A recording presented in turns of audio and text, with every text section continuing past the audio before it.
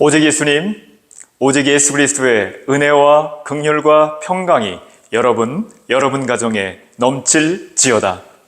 오늘도 길이요 진리요 생명이신 예수님만 전합니다. 오늘의 말씀 요한계시록 1장 1절에서 3절, 계시록 1장 1절에서 3절, 계시록은 어떤 책인가? 요한계시록은 어떤 책인가? 라는 제목으로 말씀을 전합니다. 계시록은 성경의 마지막 책이죠. 하나님의 종말 계획, 계시를 말씀하고 있습니다. 성도들에게 소망과 확신을 주며 그리스도의 재림과 영광을 선포하는 말씀이 요한계시록입니다. 요한계시록 말씀이 많은 이 묵시 그리고 상징의 말씀으로 되어 있죠. 그래서 이 묵시적이며 상징적인 언어를 통해 현재 교회 상황을 진단하고 성도들의 삶을 진단하고 세상의 마지막을 준비하며 또 대비하는 그러한 말씀이다 볼 수 있습니다. 결국 하나님의 승리와 새하늘과 새 땅에 대한 약속을 보여주고 우리 성도들이 두려움이나 어떤 공포에서 벗어나 믿음으로 저 천국을 바라보며 살아갈 수 있도록 하는 말씀이 이 계시록 말씀입니다. 그런데 역사적으로 보면은 많은 이단들이 이 계시록, 요한계시록을 악용해서 사용해 왔음을 볼 수 있어요. 대표적인 이단, 요즘에도 신천지, 이만희, 통일교, 문선명, 여호와 증인, 이런 이단들 보게 되면은요, 계시록을 자신의 이익으로 이 해석을 하고 그리고 많은 사람들을 미혹합니다. 자신들만이 요한계시록을 해석할 수 있다. 이러면서 비밀의 책으로 치부하고 그리고 나만이 해석할 수 있다. 그래서 교주나 특정 인물을 성경의 인물과 동일시합니다. 그래서 추앙하게 만들고 교주처럼 섬기게 만들고 이렇게 성도들을 미혹하고 현혹하죠. 여러분, 그렇기 때문에 요한계시록, 계시록의 말씀을 올바르게 이해하고 분별하는 것이 중요하죠. 성경 본문 자체에 충실하는 것이 중요합니다. 오늘 성경 말씀에서, 오늘 계시록 말씀에서 무엇을 강조하는가? 오늘 본문의 내용은 어떤 내용인가? 또 계시록에 많은 묵시, 상징의 말씀이 있다고 했는데 이 상징, 묵시의 말씀들을 그냥 그 계시록의 말씀 한 부분만 보는 것이 아니라 구약의 말씀, 또 신약의 여러 말씀들을 비추어서 함께 보면서 말씀을 해석하는 것이 중요하죠. 자, 그럼 요한계시록은 어떤 책인가? 첫 번째, 요한계시록은 예수 그리스도에 대한 책이라는 것입니다. 예수 그리스도에 대한 책. 1절 말씀인데요. 예수 그리스도의 계시라 이렇게 말씀하고 있죠. 계시록은 예수님에 대한 이야기라는 것입니다. 성경 전체는 예수님에 대한 이야기라는 것이죠. 요한복음 5장 39절에 예수님이 말씀하셨어요. 너희가 성경에서 영생을 얻는 줄 생각하고 성경을 상고하거니와 이 성경이 곧 내게 대하여 증거하는 것이다. 이렇게 예수님이 직접 말씀하셨죠. 여러분, 하늘과 땅, 천지를 창조하신 하나님, 온 우주 만물을 창조하신 하나님을 믿으십니까? 여러분, 예수님을 믿는 것입니다. 모세를 통한 율법의 말씀, 모세 오경, 창세기, 출애굽기, 레위기, 민수기, 신명기, 이 하나님의 말씀을 여러분 받으십니까? 예수님을 믿는 것입니다. 다윗을 통한 아름다운 시편의 말씀, 이 말씀을 읽고 있습니까? 여러분, 예수님을 믿는 것입니다. 구약, 신약 39권, 27권, 66권의 하나님의 말씀을 믿으십니까? 예수님을 믿는 것입니다. 예수님께서 광야에 가난하고 굶주리고 병든 자들, 먹이시고 입히시고 치유하셨어요. 여러분 이것을 믿으십니까? 예수님께서 우리 죄를 사해 주시기 위해서 십자가에 달려 물과 피를 흘리시며 죽으셨어요. 그리고 죽으시고 3일 만에 부활하셨습니다. 여러분 이것을 믿으십니까? 이 주님은, 예수님은 이제 장차 다시 오신다고 말씀하셨죠. 여러분 이것을 믿으십니까? 예수님은 누구이시죠, 여러분에게? 찬송가에 이런 찬송이 있어요. 예수님은 누구신가? 우는 자의 위로와 없는 자의 풍성이며 병든 자의 고침과 또 죽은 자의 부활 되신다. 우리 생명 되시는 예수님이십니다. 또 예수님은 누구신가? 온 교회의 머리와 온 세상의 구주시며 모든 왕의 왕이요 심판하실 주님 되고 우리 영광 되시네. 이분이 바로 만왕의 왕, 만주의 주 예수님이십니다. 요한계시록은 예수님에 대해 기록한 책이라는 것이죠. 할렐루야. 두 번째로 계시록은 어떤 책인가? 오늘 말씀 가운데 반드시 속히 될 일을 기록한 책이라는 거예요. 1절 말씀인데요. 반드시 속히 될 일을 그 종들에게 보이려고 이렇게 말씀하고 계시죠. 요한계시록, 계시록은 예수 그리스도의 계시이며 이 계시를 통해 반드시 속히 될 일을 알려준다는 거예요. 그래서 1장 1절, 4장 1절, 22장 6절 세 번 반복해서 완전한 강조를 말하잖아요. 세 번 완전히 강조하는 거예요. 장차 이건 될 일이다. 반드시 속히 될 일의 말씀을 기록한 책이라는 것입니다.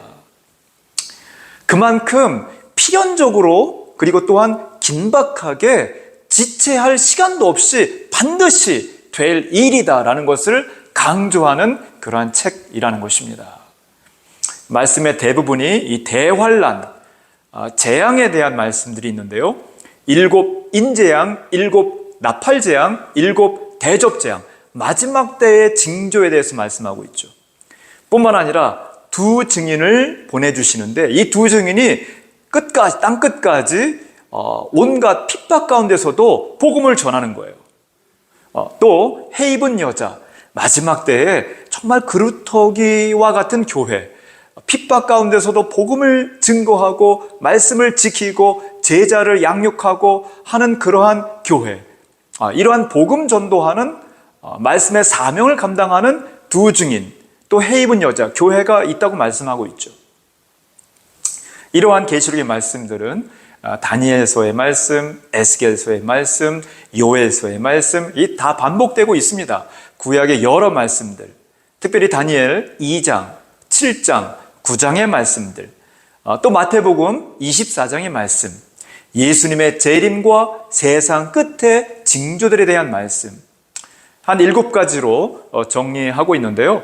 먼저는 많은 사람이 내 이름으로 와서 나는 그리스도라 하며 미혹한다는 거예요.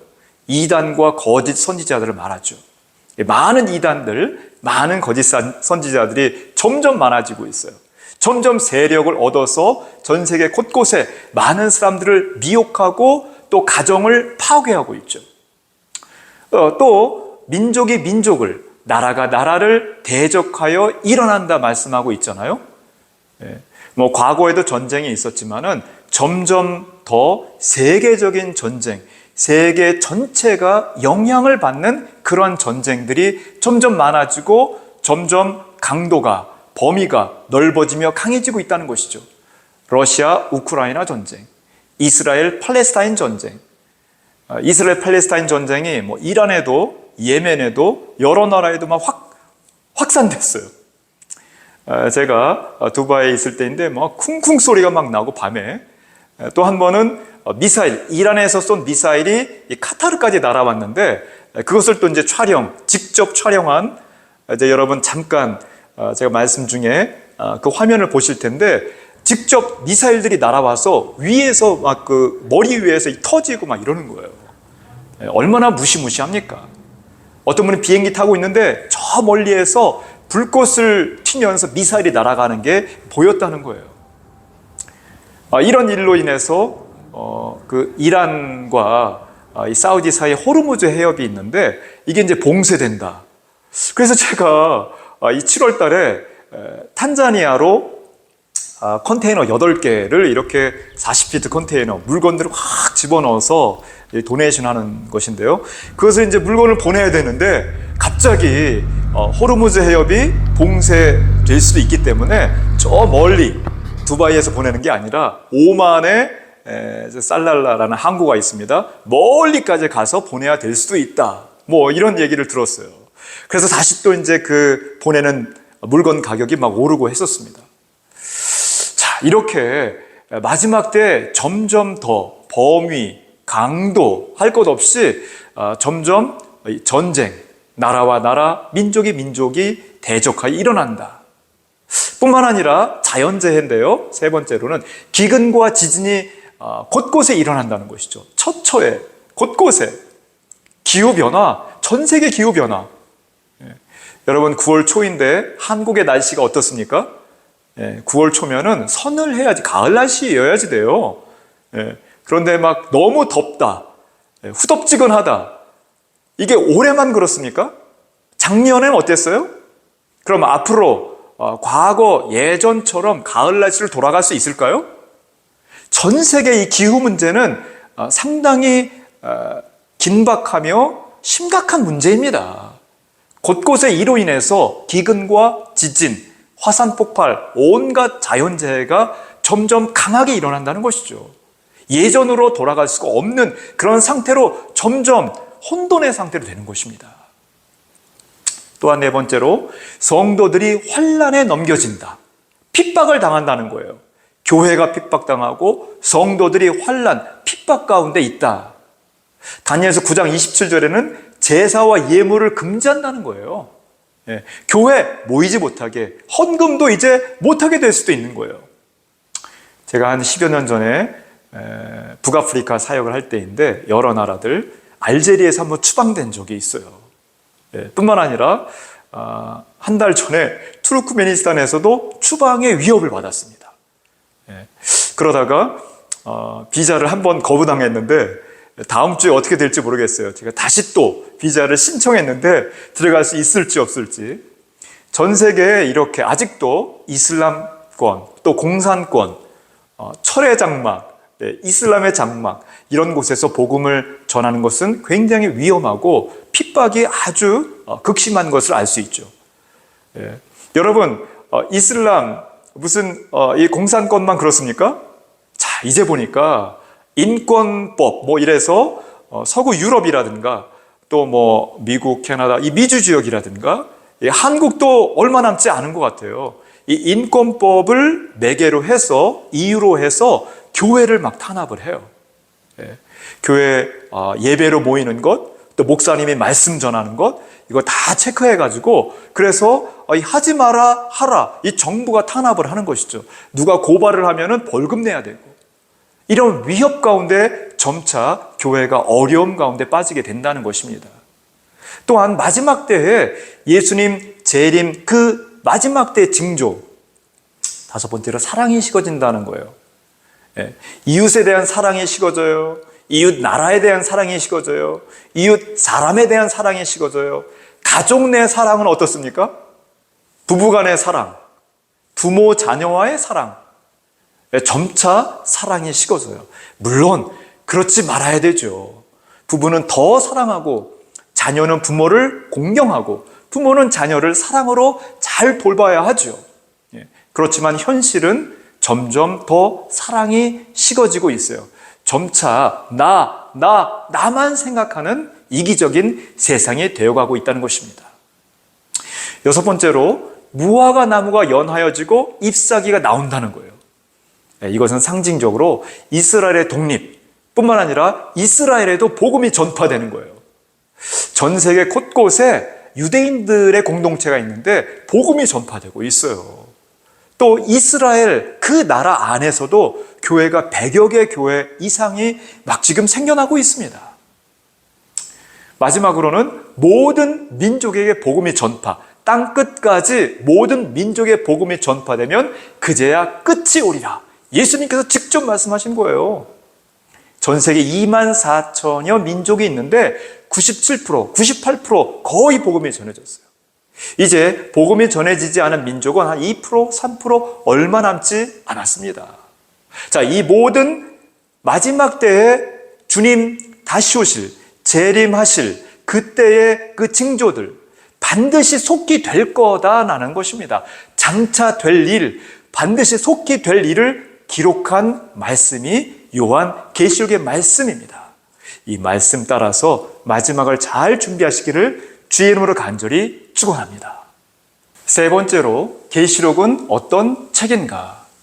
계시록은 읽고 듣고 지키는 자에게 복을 주시는 책이라는 것입니다. 오늘 말씀 3절 말씀인데요. 이 예언의 말씀을 읽는 자와 듣는 자들과 그 가운데 기록한 것을 지키는 자는 복이 있으니 말씀하고 있죠. 계시록은 하나님의 말씀을 읽고 듣고 지키는 자에게 복, 축복을 주신다는 것입니다. 여러분, 복, 축복을 싫어하는 사람 없잖아요. 다 이 축복을 받고 누리기를 원하죠. 그래서 숟가락에도 젓가락에도 밥그릇에도 복, 복, 복, 대문에도 복, 여기저기 복, 복 막 이렇게 막 써놓는데 여러분들이 기본적으로 생각하는 그러한 복, 축복, 물질의 축복, 그거 포함해서 건강의 축복, 그거 포함해서 자녀의 축복, 그거 포함해서 마음의 평안과 행복, 믿음의 축복, 천국의 축복, 우리 주님께서는 이 모든 복을 베풀어 주시는 하나님이시라는 것입니다. 물질의 축복은 안 주는 분, 이게 아니에요. 하나님은 물질의 축복도 주세요. 들어가도 복을 받고 나와도 복을 받고 여기서도 복을 받고 저기서도 복을 받고, 이 복은 물질의 축복, 건강의 축복, 자녀의 축복, 마음의 평안과 행복, 그리고 믿음의 축복, 천국의 축복 다 포함하고 있죠. 물론 물질의 축복은 받았는데 천국의 축복은 없어. 아무 의미가 없죠. 건강한데 천국의 축복은 없어. 아무 의미가 없죠. 자, 그렇기 때문에 천국의 축복이 모든 것이죠. 모든 것. 천국의 축복이 모든 것이죠. 그러나 이 땅 위에서의 또 다른 여러 가지 이런 물질, 건강, 자녀, 명예, 이런 축복도 주시기도 하는 하나님이십니다. 여호와를 경외하는 자에게 하나님께서 수고한 대로 축복을 해주시는데 형통케 하시리라 시편 말씀에 말씀하고 있죠. 아브라함에게는 차손의 축복을 주었잖아요. 바다의 모래알처럼 하늘의 별처럼 많은 이 자손의 축복을 주었습니다. 뿐만 아니라 마태복음 5장 8복의 말씀 가운데서는 마음의 행복을 주시잖아요. 심령이 가난한 자에게 복이 있나니 천국이 저희 것이며, 애통하는 자에게 복이 있나니 온유한 자에게 복이 있나니, 의에 줄이고 목마른 자에게 복이 있나니, 긍휼히 여기는 자에게 복이 있나니, 마음이 청결한 자에게 복이 있나니, 화평하게 하는 자에게 복이 있나니, 의에 줄이고 목마른 자, 핍박받는 자에게 복이 있나니. 자, 여러분, 결국 성경에서 말하는 복, 그 복의 근원이 무엇입니까? 누구입니까? 하나님, 하나님이시죠. 하나님이 축복의 근원이죠. 그래서 영어에서도 축복할 때 God bless you, 하나님이 여러분을 축복하십니다, 이렇게 인사를 하잖아요. 하나님께서 주시는 계시록 말씀, 읽고 듣고 지키는 자에게 복, 축복을 주신다는 것입니다. 읽고 듣고 그리고 지키는 자. 여러분, 회당장 야이로의 딸이 살아난 거, 죽었다가 살아났잖아요. 예수님의 말씀을 들어서 살아난 거예요. 결국은 말씀을 들은 것입니다. 나사로 죽었잖아요. 다시 살아났어요. 예수님의 말씀을 들어서 살아난 거예요. 여제자 도르가 죽었다가 살아났잖아요. 예수님 말씀을 들어서 살아난 것입니다. 청년 유두고 창가에 앉아서 졸다가 떨어졌어요. 죽었죠? 그런데 다시 살아났잖아요. 예수님 말씀을 들어서 살아난 것입니다. 여러분의 영적인 상태가 죽은 것 같이 정말 침체되어 있습니까? 말씀을 들으십시오. 읽으십시오. 그리고 말씀대로 지키고 행하십시오. 그럼 다시 살아나는 놀라운 역사가 있을 것입니다. 여러분, 때가 가깝습니다. 예수님 곧 다시 오십니다. 심판의 때가 다가오고 있습니다. 여러분, 지치고 힘들고 어렵지만 그러나 다시 말씀 가운데 힘을 얻고 계시록의 말씀 깨어있어 이 말씀대로 행하며 이 말씀대로 지키며 이 말씀대로 듣고 읽으시기 바랍니다. 주님의 날이 임하기를 바라보고 간절히 사모하시는 여러분 되시기를 주의 이름으로 간절히 축원합니다. 오직 예수님